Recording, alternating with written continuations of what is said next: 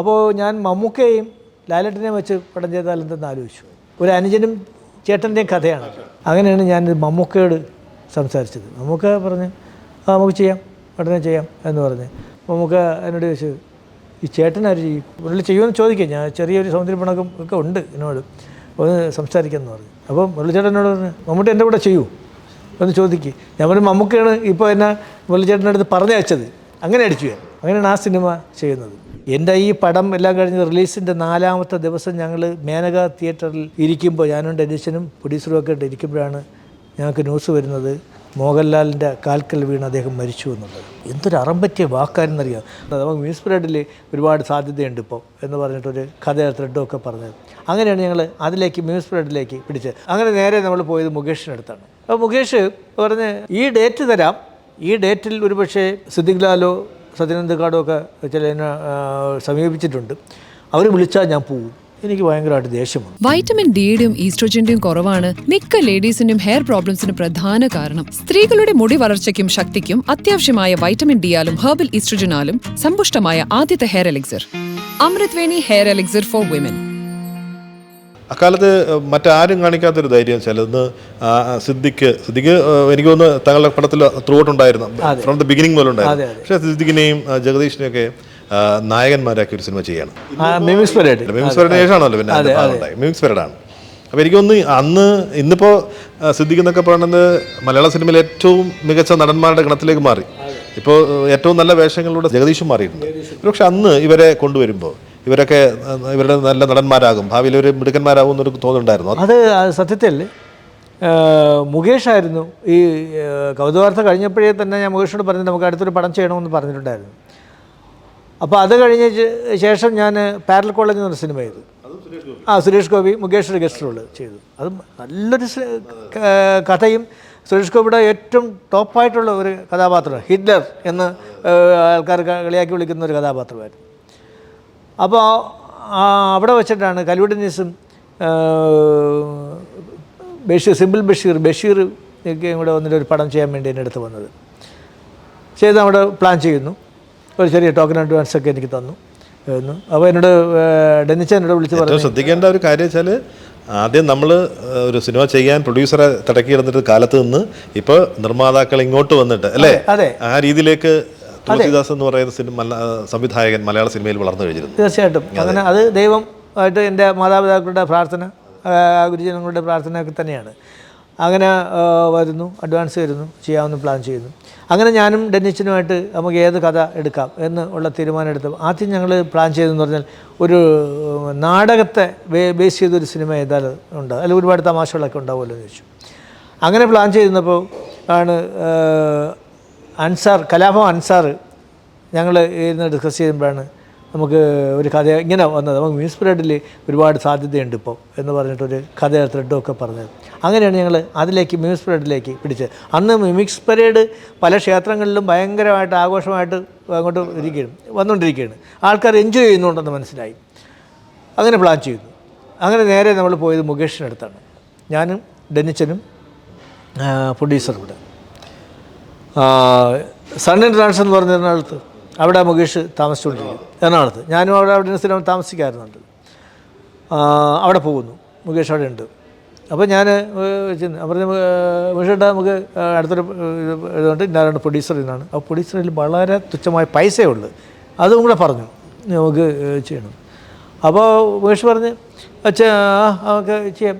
അപ്പോൾ മുകേഷ് പറഞ്ഞ് പ്രതിഫലത്തിൻ്റെ കാര്യത്തിൽ കൂടുതൽ വേണമെന്നുള്ള ഒരു സംസാരം എടുത്ത് കൗതുകാർത്ഥത്തിൽ തന്നതൊന്നും പോരാ കേട്ടോ എന്നൊക്കെ ഉള്ള ഒരു അവസ്ഥയിൽ വന്നു. അതങ്ങനെ. പിന്നെ ഒരു ഡയലോഗ് പറഞ്ഞ ഒരു സംഭവം എന്ന് പറഞ്ഞാൽ ഈ ഡേറ്റ് തരാം, ഈ ഡേറ്റിൽ ഒരുപക്ഷെ സിദ്ദിഖ് ലാലോ സത്യനന്ദ കാർഡോ ഒക്കെ ചില എന്നെ സമീപിച്ചിട്ടുണ്ട്, അവർ വിളിച്ചാൽ ഞാൻ പോവും. എനിക്ക് ഭയങ്കരമായിട്ട് ദേഷ്യം വന്നു. കാരണം എൻ്റെ പ്രൊഡ്യൂസറെ നിന്ന് അഡ്വാൻസ് വാങ്ങിയിട്ട് എനിക്ക് ഡേറ്റ് തന്നിട്ട് ആ ഡേറ്റിൽ അവർ വിളിച്ചാൽ പോവും എന്ന് പറയുന്ന ഞാൻ വളരെ മോശമായ രീതിയിൽ ഞാൻ സംസാരിച്ചു. അതിനേക്കാൾ മോശമായിട്ട് ഡെന്നിച്ചനും സംസാരിച്ചു. അപ്പോൾ ഞാൻ പറഞ്ഞു ഡെന്നിച്ചാൽ പോവാം, നമുക്ക് മുകേഷ് വേണ്ട, ഇറങ്ങാൻ പറഞ്ഞു. അങ്ങനെ താഴെ അപ്പോൾ മുകേഷിനെ വെച്ചിട്ട് പടം ചെയ്യാമെന്ന് വിചാരിച്ചിട്ട് ഇത് ബിസിനസ്സാക്കിയിട്ടാണ് ഞങ്ങൾ ഇരിക്കുന്നത്. അതായത് ജൂബിലി ജോയ് സാറുമായിട്ട് 16 ലക്ഷം രൂപയ്ക്ക് ഡിസ്ട്രിബ്യൂഷൻ റെഡിയാക്കിയിട്ടാണ് ഞങ്ങൾ പോകുന്നത്. അത് മനസ്സിലായില്ലേ? അപ്പോൾ നമുക്ക് അതിനകത്ത് പടം തീരും. അന്നത്തെ കാലത്ത് അതൊക്കെ ഓക്കെയാണ്, തീരും. അപ്പോൾ സംസാരിച്ചിട്ട് വയ്ക്കുകയാണ്. അപ്പോൾ താഴെ ഇറങ്ങി ഞാൻ പറഞ്ഞ് മുകേഷ് വെച്ചുള്ള പടം വേണ്ട. ഡെന്നിസിനും പറഞ്ഞു വേണ്ട, മുകേഷ് വെച്ച് വേണ്ട. അങ്ങനെ മുകേഷ് പറഞ്ഞ് ശരിയായില്ലല്ലോ. നമ്മൾ പിന്നെ എന്നൊക്കെ പറഞ്ഞിട്ട് ഇതായി. അപ്പോൾ ബഷീർക്ക് വന്നിട്ട് എന്നോട് പറഞ്ഞ് അത് തുളസി ദേഷ്യപ്പെട്ട് വന്നതിന് അപ്പോൾ മുകേഷ് ഇല്ലെങ്കിൽ പിന്നെ ജൂബിലി ജോയി പടം എടുക്കില്ല എന്ന് പറഞ്ഞു. ഞാൻ പറഞ്ഞു ഇല്ലെങ്കിൽ വേണ്ട, നിങ്ങളൊരു കാര്യം ചെയ്യൂ, മുകേഷ് വെച്ച് ചെയ്യൂ, വേറെ ഡയറക്ടർ വെച്ചോളൂ, ഞാൻ മാറിത്തരാം എന്ന്. ഞാൻ ചെയ്യുന്നില്ല, കാരണം അങ്ങനെ എന്നോട് പറഞ്ഞ സ്ഥിതിക്ക് ഞാൻ ചെയ്യുന്നില്ല എന്ന് പറഞ്ഞ് ഇറങ്ങി. ഞങ്ങൾ BTH ഹോട്ടലിലാണ് എനിക്ക് റൂമുണ്ട്. അവിടെ ഞങ്ങൾ പോയി ഞാനും ഡെന്നിസിനുമായിട്ട് സംസാരിച്ചു, ആരെ വെച്ച് ചെയ്യാം എന്ന് ചോദിച്ചു. അപ്പോൾ പ്രൊഡ്യൂസർ ആകെ ടെൻഷനായി. കാരണം 16 ലക്ഷം രൂപയ്ക്ക് ഡിസ്ട്രിബ്യൂഷൻ പറഞ്ഞു വെച്ചിരിക്കുന്ന പ്രോജക്റ്റാണ്. അപ്പോൾ ഇതെങ്ങനെ വർക്കൗട്ട് ആവുമെന്ന്. അപ്പോൾ പുള്ളി എന്ന് പറഞ്ഞാൽ നിങ്ങൾ തന്നെ അത് വിളിച്ച് സംസാരിക്കുക. അപ്പോൾ ഞങ്ങൾ തീരുമാനിച്ചത് പറഞ്ഞാൽ മുകേഷ് വേണ്ട, മുകേഷിൻ്റെ സ്ഥാനത്ത് സിദ്ദിഖ്, അങ്ങനെ ജഗദീഷ്, അങ്ങനെ ലാസ്റ്റിൽ അങ്ങനെയാണ് ബൈജുവിനെ ലാസ്റ്റിൽ കയറിയത്, അശോകൻ കാര്യം അതൊക്കെ പ്ലാൻ ചെയ്യുന്നു എന്ന്. അങ്ങനെ 2 ലക്ഷം രൂപ കുറച്ചു ഡിസ്ട്രിബ്യൂഷൻ, 14 ലക്ഷം രൂപയായി. അപ്പോൾ പ്രൊഡ്യൂസറോട് ഞാൻ പറഞ്ഞ ഒരു കാര്യം ചെയ്യാം, പടം ഞാൻ തീർത്തിരാം, നിങ്ങൾ ധൈര്യമായിട്ടിരിക്കും. അങ്ങനെയാണ് ആ പടം ചെയ്യുന്നത്. അപ്പോൾ സിദ്ദിഖ് എന്നോട് വന്ന് പറഞ്ഞു, ഉടനെ തന്നെ സിദ്ദിഖ് എൻ്റെ റൂമിൽ വന്നിട്ട് പറഞ്ഞ് തുളസി മുകേഷും ഞാൻ പോയി കോൺഫറൻസ് ചെയ്തിട്ട് നമുക്ക് ചെയ്യാം. കാരണം അത് പറഞ്ഞു വേണ്ട, നിങ്ങൾ ആ സ്ഥാനത്ത് സിദ്ദിഖ്, അങ്ങനെ ഒരു ടീം നമുക്ക് വർക്ക് ചെയ്യാം. അപ്പോൾ സിദ്ദിഖ് എന്നോട് പറഞ്ഞത്, നമ്മളിപ്പോൾ അഡ്ജസ്റ്റ് ചെയ്ത് ജീവിച്ച് പോകുന്നു, ചെറിയ ചെറിയ റോളൊക്കെ ചെയ്ത്, നമ്മുടെ കഞ്ഞി പാറ്റ ഇടണോ? ഇതേ ഡയലോഗാണ് എന്നോട് ചോദിച്ചത്. ഞാൻ പറഞ്ഞു അപ്പോൾ സിദ്ദിഖിന് ഇതിൽ വിശ്വാസമില്ലെങ്കിൽ സിദ്ദിഖും മാറും, ഞങ്ങൾ വേറെ ആരെങ്കിലും നോക്കാം എന്ന് പറയുന്നു. അല്ലല്ല, അങ്ങനെ ഉദ്ദേശമല്ല. ഞാൻ പറഞ്ഞു അതല്ല, അപ്പോൾ സിദ്ദിഖ് ഈ പടം മോശമാകുമെന്ന് കരുതിയിട്ടല്ലേ അങ്ങനെ ഒരു ഡയലോഗ് പറഞ്ഞതെന്ന് പറഞ്ഞു. അപ്പോൾ ഡെന്നിച്ചിൻ്റെ ഒരു സ്വഭാവമുണ്ട്. ഡെന്നിച്ച് പറയും, ഒരു പുതിയ പോകുമെന്ന് പറയുന്ന ഒരാളാണ്, തുറന്ന് പറയും പുള്ളി. അദ്ദേഹവും പറഞ്ഞു. അങ്ങനെയാണ് പിന്നെ ആ ഒരു ടീം വെച്ചിട്ട് നമ്മൾ വർക്ക് ചെയ്തത്. അതിനേക്കാൾ വേറെ ടെൻഷൻ ഉണ്ടായ സംഭവം എന്ന് വെച്ചാൽ, ഈ പടം ഫസ്റ്റ് കോപ്പി ആയി സെൻസറൊക്കെ കഴിഞ്ഞ് റിലീസിന് 2 ദിവസത്തിന് മുമ്പ് ഞാനും ജോയ് സാറുമായിട്ട് മദ്രാസിൽ നിന്ന് വേളാങ്കണ്ണിക്ക് പോകുന്നു. അപ്പോൾ ആ സമയത്ത് ജോയ് സാർ ഒരു ബെൻസ് വണ്ടി, പുതിയ വണ്ടി എടുത്തിട്ടുണ്ടായിരുന്നു. ആ വണ്ടിയിലാണ് ഞങ്ങൾ പോകുന്നത്. അപ്പോൾ വെളുപ്പം രാവിലെ മദ്രാസിൽ നിന്ന് കോടമ്പക്കത്ത് നിന്ന് തിരിച്ച് വേളാങ്കണ്ണിക്ക് പോയിക്കൊണ്ടിരുന്നു. അപ്പോൾ വെളുപ്പം ഒരു വെളുത്ത് വന്ന സമയത്ത്, ഞങ്ങളൊരു 3-3:30 മണിക്ക് അവിടെ നിന്ന് തിരിച്ചതാണ്. വെളുത്ത് വന്ന സമയത്ത് ഞാനും ജോയ് സാറും ഒക്കെ ഒന്ന് മയങ്ങി, ഞങ്ങൾ ബാക്കി ഇരിക്കുന്നു. ഒരു ബഹളം, ഒരു സൗണ്ട് കേട്ട് സംഭവം നോക്കുമ്പോൾ ഒരു കമ്പിപ്പാര ഗ്ലാസ് പൊത്തിട്ട് ഡ്രൈവറുടെ ഇങ്ങനെ ഇരിക്കുന്ന ഇവിടെ വന്നിങ്ങനെ നിൽക്കുന്നു സംഭവം. ഒരുത്തൻ അപ്പോൾ വണ്ടി ചവിട്ടി നിർത്തി, ഒരുത്തൻ താഴെ വീണ് കിടക്കുന്നു, റോഡ് സൈഡിൽ വീണ് കിടക്കുന്നു. അതായത് എന്തോ ജോലിക്ക് കമ്പിപ്പാരയും വെച്ചുകൊണ്ട് സൈക്കിളിൽ പോയ ഒരുത്തനാണ് വണ്ടി അടിച്ച്. ഇയാൾ ഉറങ്ങിപ്പോയി ലേശം ഡ്രൈവർ. അങ്ങനെ ഒരു പ്രശ്നം ഉണ്ടായി. പുതിയ വണ്ടി എടുത്തിട്ടുണ്ട്. ഇനി ഈ ക്ലാസ്സിന് വേണമെങ്കിൽ ഗ്ലാസ് വരുത്തി ചെയ്യണം, ഒരുപാട് പൈസ ചിലവാകും. പിന്നെ ജോയ് സാറ് ദേഷ്യപ്പെട്ട് നീ ഉറങ്ങിപ്പോയെങ്കിൽ പറഞ്ഞൂടെ എന്നൊക്കെ പറഞ്ഞ് ജോയ് സാറ് ഓടിച്ചു. ഞാൻ ഫ്രണ്ട് ഇരുന്ന് ഇവനെ ബാക്കിലാക്കി. അവിടെ ആൾ കൂടി വെള്ളം വയ്ക്കുന്ന പിന്നെ അവനെ സെറ്റ് ചെയ്ത്, അവനൊന്നും പറ്റിയില്ല, അവൻ സൈഡിലേക്ക് വീണതേ ഉള്ളൂ. ഈ കമ്പി വന്ന് ഇതിൽ ക്ലാസ്സിൽ പൊട്ടിച്ച്. പിന്നെ ഉള്ള ടെൻഷൻ ആലോചിച്ച് നോക്കണം. പിറ്റേ ദിവസം റിലീസാണ് പടം, വേളാങ്കണ്ണിക്ക് പോവുകയാണ്. പിന്നെ ഞാനും ജോയ് സാറ് വണ്ടി ഓടിക്കുന്നു, ഞങ്ങൾക്ക് 2 പേർക്കും മിണ്ടാട്ടമില്ല. വേളാങ്കണ്ണി എത്തി, ഭയങ്കര ടെൻഷനായി, എനിക്ക് ഭയങ്കര ടെൻഷനായി. പടം നമ്മൾ മുകേഷിനെ വെല്ലുവിളിച്ചിട്ട് പടം ചെയ്യണം. അങ്ങനെ അവിടെ ചെന്ന് പ്രാർത്ഥിക്കാനായിട്ട് കയറി പ്രാർത്ഥിച്ചു. അപ്പോഴൊന്നും സംസാരമില്ല, ഞങ്ങൾക്ക് ഭക്ഷണം കഴിച്ചില്ല, കാപ്പിയൊന്നും കുടിച്ചില്ല, വെള്ളം മാത്രം കുടിച്ചു. പ്രാർത്ഥിച്ച് ഇറങ്ങി. അപ്പോൾ ഒരു 11:30 മണിയായി. 11:30 മണി കഴിഞ്ഞ് ഇറങ്ങിയപ്പോഴത്തേക്ക് ജോയ് സാറ് പറഞ്ഞ് ഞാനൊന്ന് HD വിളിച്ചിട്ട് വരാം. അപ്പോൾ ഷോ തുടങ്ങിയ പോവുകയാണ്, ഇതായാലും HD വിളിച്ചിട്ട് വരാമെന്ന് പറഞ്ഞിട്ട് അങ്ങോട്ട് പോയി. അപ്പോൾ ഞാൻ ഈ പുള്ളി എസ്റ്റഡി വിളിക്കാൻ വേണ്ടി ഒരു ക്യാബിനകത്ത് കയറുന്നു, ഞാൻ ഇപ്പുറത്ത് നിൽക്കുകയാണ്. എൻ്റെ സുരേഷ അപ്പോഴുണ്ടാകുന്നൊരു ടെൻഷൻ എന്നറിയോ, എന്തായിരിക്കും അവിടുത്തെ ഒരു മറുപടി എന്നുള്ള ഒരു സംഭവം. അതാണ് നമ്മളൊരു പ്രൊഡ്യൂസറെ കൊടുത്തേക്കൂടെ ഒരു വലിയൊരു വാക്കുണ്ട്. അങ്ങനെ ഒരു ആർട്ടിസ്റ്റ് വെല്ലുവിളിച്ചിട്ടാണ് ഈ ഒരു പുതിയ ഇവരെ നായകന്മാരാക്കി പടം ചെയ്യുന്നത്. ഇത് കുറേ കഴിഞ്ഞിട്ടാണ് പുള്ളി വരുന്നത്. വന്ന് പുള്ളി കുറേ കഴിഞ്ഞു, ടെൻഷൻ, ഞാൻ അത്രയും ടെൻഷൻ അനുഭവിച്ചുകൊണ്ടിരിക്കുകയാണ്. കുറേ കഴിഞ്ഞ് പുള്ളി കഴിഞ്ഞെന്ന് പറഞ്ഞാൽ ഓരോ സ്റ്റേഷനിലും വിളിക്കാൻ വേണ്ടി എസ് ഡി ആണല്ലോ അവിടെ, വിളിക്കാൻ വേണ്ടിയുള്ള വെയിറ്റിംഗ് ആണ്. ഒരു 1.5 മണിക്കൂർ എടുത്തു. അത് കഴിഞ്ഞ ശേഷം ജോയ്സ് സാർ ഇങ്ങോട്ട് വരികയാണ്, നമ്മൾ രക്ഷപ്പെട്ടു കേട്ടോ.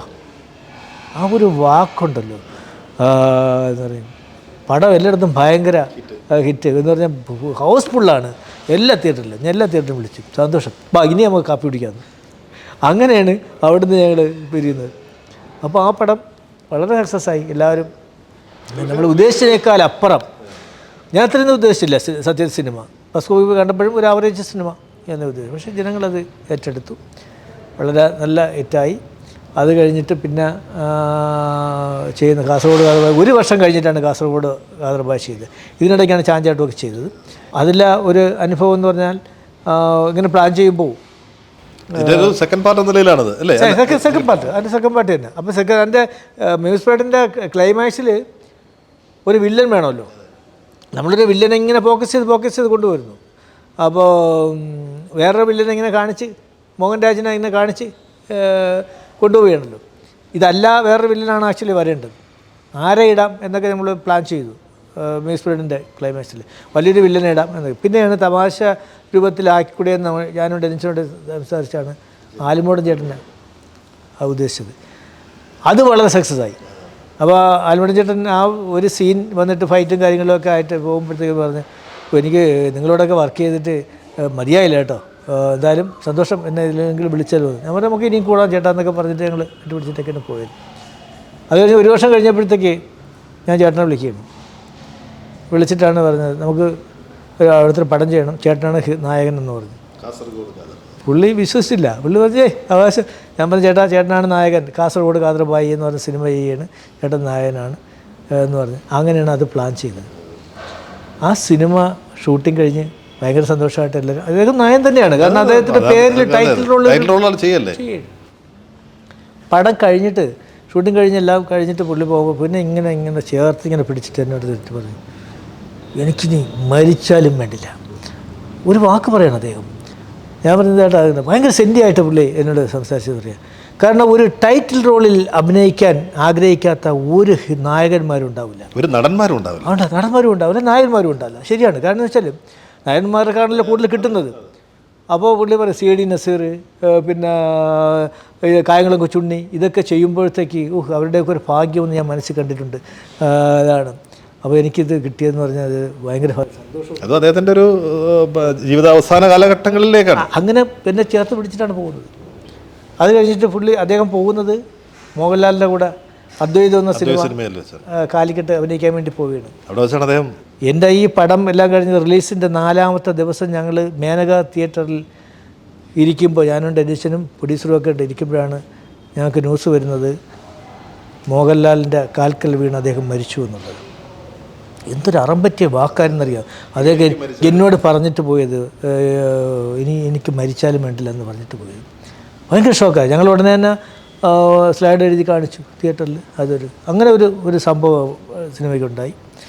പിന്നെ അത് കഴിഞ്ഞ ശേഷം ഞാൻ ചെയ്തത് പൂച്ചയ്ക്കാരി മണിയായിട്ട് ലിബർട്ടി ബഷീർക്കയുടെ ഒരു സിനിമയാണ്. അപ്പോൾ അതിങ്ങനെ പ്ലാൻ ചെയ്ത് വന്നപ്പോൾ, കഥയൊക്കെ പ്ലാൻ ചെയ്ത് വന്നപ്പോൾ, ഇത് ആരാ അഭിനയിക്കുന്ന നായകനെന്ന് പ്രൊഡ്യൂസർ വെച്ചിട്ട് ആരാ നായകൻ? ഞാൻ പറഞ്ഞത് മോഹൻലാൽ അഭിനയിച്ചാൽ നന്നായിരിക്കും. നമ്മൾ ഓരോ സിനിമ ചെയ്യുമ്പോൾ കൗതുകാർത്ഥപ്പോഴേക്കും മോഹൻലാലിനെ പ്ലാൻ ചെയ്തു. ഇതൊന്നും നടക്കുന്നില്ല ആവശ്യമുണ്ടാവും. അപ്പോൾ ബഷീർക്കനോട് പറഞ്ഞ് മോഹൻലാൽ ഉടനെ നടക്കുമെന്ന് തോന്നുന്നില്ല, എനിക്ക് പെട്ടെന്ന് പടം ചെയ്യണം, അടുത്ത ഓണത്തിന് എനിക്ക് പടം റിലീസ് ചെയ്യണം. ഞാൻ പറഞ്ഞു പിന്നെ ഉള്ളത് മുകേഷാണ്. പക്ഷേ മുകേഷ് ഞാനും ഒരു പ്രശ്നമുണ്ട്, ഞങ്ങൾ തമ്മിൽ ഒരു ചെറിയൊരു പിണക്കം ഉണ്ടായിട്ടുണ്ട് എന്ന് പറഞ്ഞപ്പോൾ പറഞ്ഞു അത് നമുക്ക് സംസാരിച്ച് നോക്കാം. പുള്ളി കാലിക്കട്ട് IV ശശിയേട്ടൻ്റെ കള്ളനും പോലീസും എന്ന് പറഞ്ഞ സിനിമയ്ക്ക് അവിടെ ഷൂട്ട് ചെയ്തുകൊണ്ടിരിക്കുക. അങ്ങനെ ഞാനും കണ്ണൂരിൽ നിന്ന് തലശ്ശേരിയിലാണ് ബഷീർക്കയുടെ സ്ഥലം. അവിടെ നിന്ന് ഞാനും ബഷീർക്കയും കൂടെ കാറിൽ കാലിക്കട്ട് വന്നു. മഹാറാണിയിൽ വന്നപ്പോൾ വിഷയം ഉണ്ടായിരുന്നു, കണ്ടു, സംസാരിച്ചു. ആദ്യം ഞാൻ റിസപ്ഷനിലിരുന്നു. ബഷീർക്ക് പോയിട്ട് ഇങ്ങനെ ഒരു പടത്തിൻ്റെ കാര്യമാണ്, തുളസിദാസാണ് ഡയറക്ടർ, പുള്ളി താഴെയുണ്ട്. അതെന്താ പുള്ളി മേലത്ത് വന്നില്ലല്ലോ, വരാത്തെന്ന് പറഞ്ഞു. അല്ല നിങ്ങൾ തമ്മിൽ എന്തോ വെച്ചാൽ വരാൻ പറഞ്ഞു. അങ്ങനെ അവിടെ വീണ്ടും പിന്നെ ഞങ്ങൾ ഉടനെ തന്നെ ഉള്ള ഡേറ്റായിരുന്നു. ഉച്ചക്കാരി മണിയിട്ട് കണ്ണൂരാണ് ഷൂട്ട് ചെയ്തത്. വളരെ രസകരമായ സിനിമയായിരുന്നു. ലക്ഷ്മി ചേച്ചി വളരെ ഒരു ഏജ് ക്യാരക്ടർ ചെയ്ത ഒരു ക്യാരക്ടർ സിനിമ, വളരെ ഇൻട്രസ്റ്റിംഗ് ആയൊരു സിനിമ. ഏറ്റവും കൂടുതൽ സൗഹൃദം എനിക്ക് തോന്നുന്നു മോഹൻലാലുമായിട്ടാണ്. ആദ്യം ചെയ്തത് പക്ഷേ മമ്മൂട്ടിയുടെ സിനിമയാണ്. എൻ്റെ ഒരു കഥ വന്നപ്പോൾ ആദ്യം ലാലേട്ടനെ തന്നെയാണ് പ്ലാൻ ചെയ്തത്. പക്ഷേ അത് ഞാനൊരു അതിമോഹമായിട്ടൊരു തീരുമാനിച്ചു. എൻ്റെ ആ കഥ ഒരു അനുജനും ചേട്ടൻ്റെയും കഥയാണ്. എൻ്റെ ഡോക്ടർമാരുടെ ക്ലാസ്സാണ്. അപ്പോൾ ഞാൻ മമ്മൂക്കയെയും ലാലേട്ടനെയും വെച്ച് പടം ചെയ്താൽ എന്തെന്ന് ആലോചിച്ചു. ഒരു അതിമോഹമാണ്. ഞാനങ്ങനെ സുരേഷ് ബാലാജി അദ്ദേഹത്തിനോട് കഥ പറഞ്ഞപ്പോഴത്തേക്ക് വട്ടാശി വെച്ച് അപ്പോൾ പറഞ്ഞു ലാലേട്ടൻ്റെ ഇപ്പോൾ ഉടനെ നടക്കില്ല, ഭയങ്കര തിരക്കിൽ നിൽക്കുകയെന്ന്, അത് ബുദ്ധിമുട്ടാവുമെന്ന് സുരേഷ് ബാലാജി എന്നോട് പറഞ്ഞു. അങ്ങനെയാണ് ഞാൻ മമ്മൂക്കയോട് സംസാരിച്ചത്. മമ്മൂക്ക പറഞ്ഞ് നമുക്ക് ചെയ്യാം, ഉടനെ ചെയ്യാം എന്ന് പറഞ്ഞ്. അപ്പം ഞാൻ ചേട്ടൻ്റെ ക്യാരക്ടർ മമ്മൂക്കയും, അപ്പോൾ ലാലേട്ടൻ അനിയൻ്റെ ക്യാരക്ടർ അല്ലാത്തതുകൊണ്ട് പിന്നെ ജയറാമിനെ മനസ്സിൽ കണ്ടിട്ടാണ് പോകുന്നത്. അവിടെ ചെന്ന് മമ്മൂക്കയോട് ഞാൻ കഥ പറഞ്ഞ ശേഷം മമ്മൂക്ക എന്നോട് ചോദിച്ചത്, ഈ ചേട്ടൻ ആര് ചെയ്യും എന്നാണ് എന്നോട് ചോദിച്ചത്.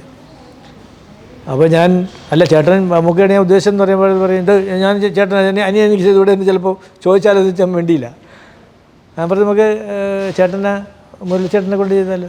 മുരളി കൊള്ളാം, പക്ഷേ ഞാനും മുരളി ചെയ്യുമെന്ന് ചോദിക്കാം, ഞാൻ ചെറിയൊരു സൗന്ദര്യപ്പണക്കം ഒക്കെ ഉണ്ട് എന്നോട്, ഒന്ന് സംസാരിക്കാമെന്ന് പറഞ്ഞു.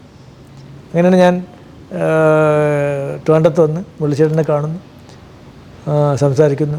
മറ്റൊരാൾ അനിയൻ മമ്മൂക്ക എന്ന്. അപ്പം മുരളിച്ചേട്ടനോട് പറഞ്ഞു അത് മമ്മൂട്ടി എൻ്റെ കൂടെ ചെയ്യൂ എന്ന് ചോദിക്കുക. ഞാൻ പറഞ്ഞു മമ്മൂക്കയാണ് ഇപ്പോൾ എന്നെ മുരളിച്ചേട്ടൻ്റെ അടുത്ത് പറഞ്ഞയച്ചത്. അങ്ങനെ അടിച്ചു ഞാൻ.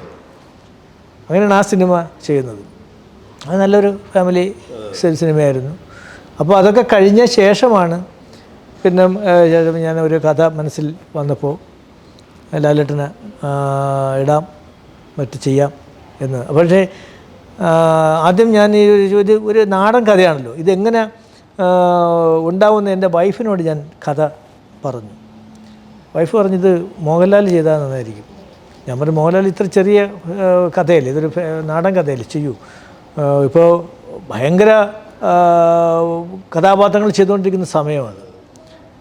നമുക്ക് മനസ്സിൽ കാണാൻ പറ്റാത്ത അത്രയും ഉച്ചത്തിലുള്ള ഉയർന്ന കഥാപാത്രങ്ങൾ ചെയ്തുകൊണ്ടിരിക്കുന്ന സമയത്ത് നമ്മൾ ഈ നാടൻ കഥാപാത്രം പറഞ്ഞാൽ ശരിയോ, ട്രൈ ചെയ്ത് നോക്കാമെന്ന് വെച്ചു. എന്നാലും ഞാൻ വേറൊരു കഥയുമായിട്ടാണ് കൂടെയാണ് പോയത്. ഒരു അച്ഛനും മകനും തമ്മിലുള്ള ഒരു ഭയങ്കര ഒരു ആക്ഷൻ സബ്ജക്റ്റുമായിട്ടാണ് പോകുന്നത്. അപ്പോൾ ഞാൻ ലാലേട്ടനെ വിളിച്ചപ്പോഴത്തേക്ക് ഭാഗ്യത്തിന് ലാലേട്ടൻ അന്ന് തിരുവനന്തപുരത്തുണ്ടായിരുന്നു.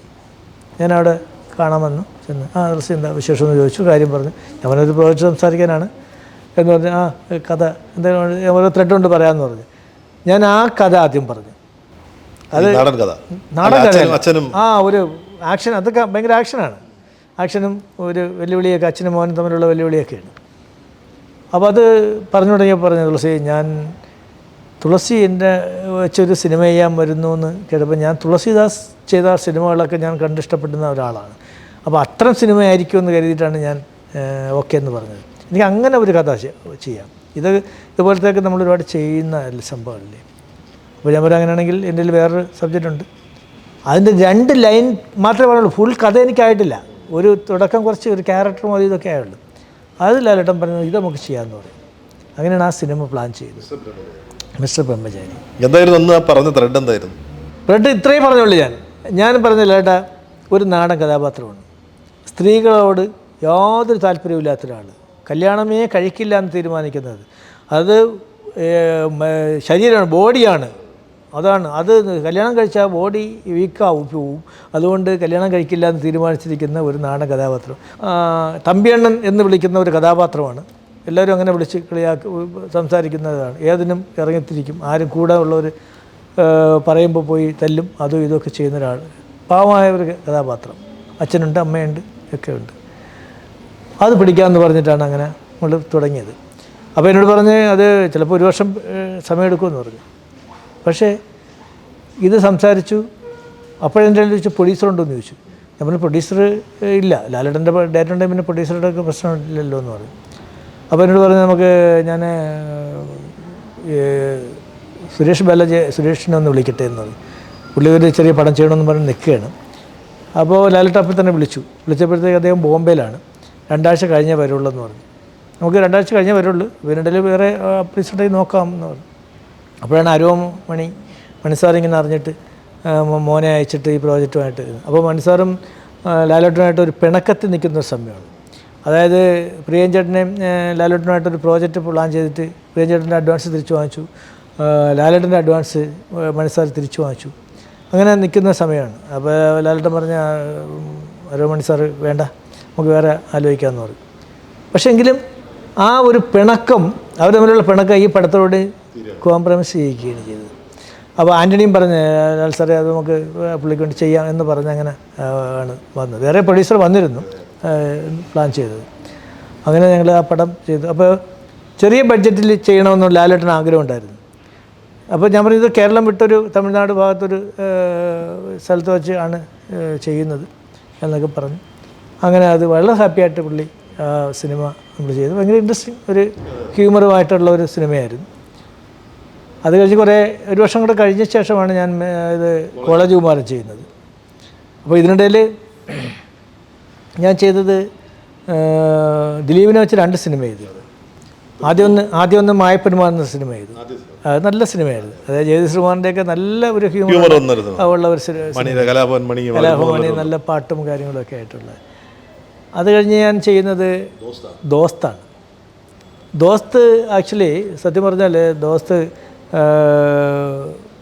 KP കൊട്ടാരക്കര എന്ന പ്രൊഡ്യൂസറുണ്ട്, തമിഴ് ചെയ്യുന്നു. അദ്ദേഹം വലിയ തമിഴ്നാട്ടിലെ അപ്പോൾ അദ്ദേഹം രവി കൊട്ടാരക്കര. അപ്പോൾ അദ്ദേഹം എനിക്ക് ഒരു പടം ചെയ്യാൻ വേണ്ടി ഒരു അഡ്വാൻസ് തന്നിട്ടുണ്ടായിരുന്നു മദ്രാസ് വെച്ച്. ആര് ഡേറ്റ് ഏത് കഥ എങ്ങനെയൊന്നും പറഞ്ഞില്ല. ഒരു പടം ചെയ്ത് താങ്കളൊരു പടം ചെയ്യണം എനിക്ക് എന്ന് പറഞ്ഞിട്ട് എൻ്റെ പടങ്ങളൊക്കെ ഇഷ്ടപ്പെട്ട ഒരു പ്രൊഡ്യൂസറായിരുന്നു.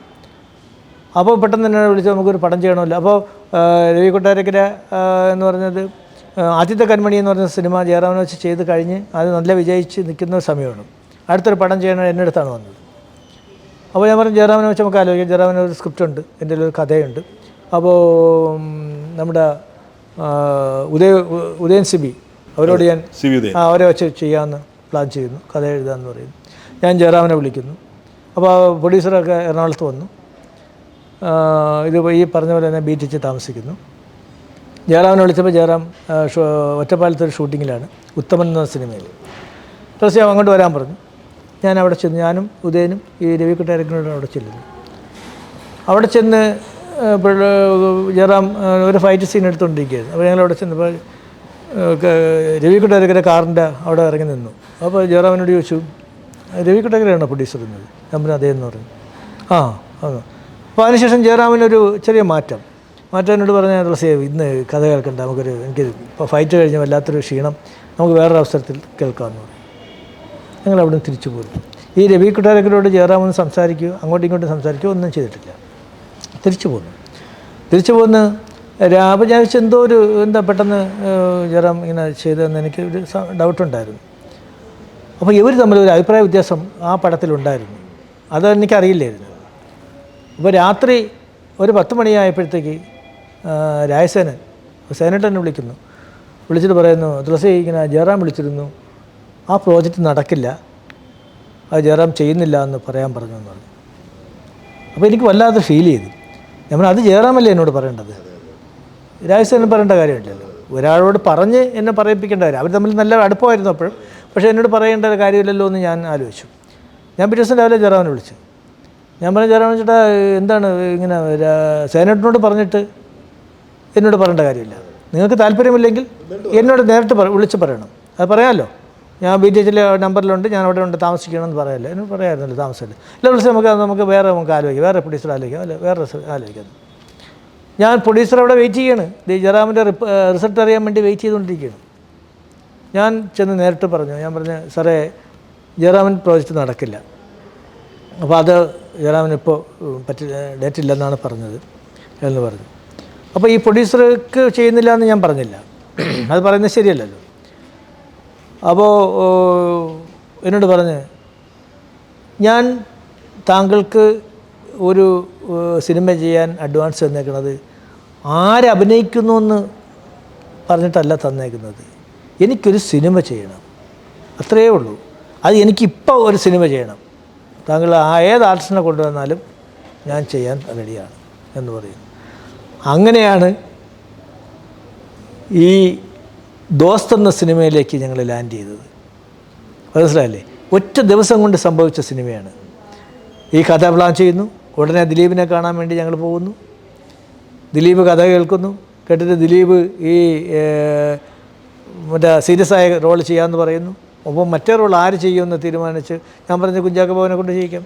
അപ്പോൾ ദിലീപ് പറഞ്ഞു അത് ചെയ്യുമെന്ന് അറിയില്ല, പോയി സംസാരിച്ചു. അതേ ദിവസം കുഞ്ചാക്കോ ബോബോട് സംസാരിച്ച് ആദ്യം അത് ശരിയാവില്ല എന്ന് പറഞ്ഞ് പിന്നെ സമ്മതിപ്പിച്ച് അഡ്വാൻസ് കൊടുപ്പിച്ച് അന്ന് വൈകുന്നേരം തന്നെ PTH ഹോട്ടലിൽ രണ്ടുപേരെയും വിളിച്ച് വെച്ച് സ്റ്റില്ലെടുപ്പിച്ച് പിറ്റേ ദിവസം പോസ്റ്റ് അടിക്കുന്നു. അങ്ങനെ ചെയ്ത നടന്ന ഒരു സിനിമയാണ് ദോസ്ത്.